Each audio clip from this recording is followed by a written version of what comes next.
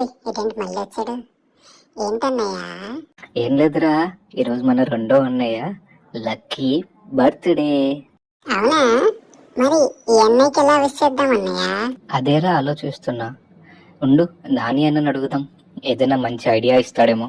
Nani bro చెప్పురా బడ్డా. మరి ఈరోజు మన లక్కీ బ్రో బర్త్డే, ఎలా విష్ చేయాలో మంచి ఐడియా ఇవ్వండి.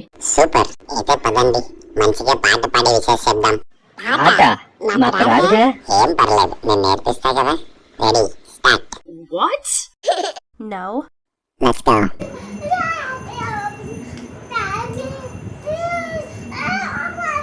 ఏంటి ఇది పాట? సర్లే ట్రై చేద్దాం.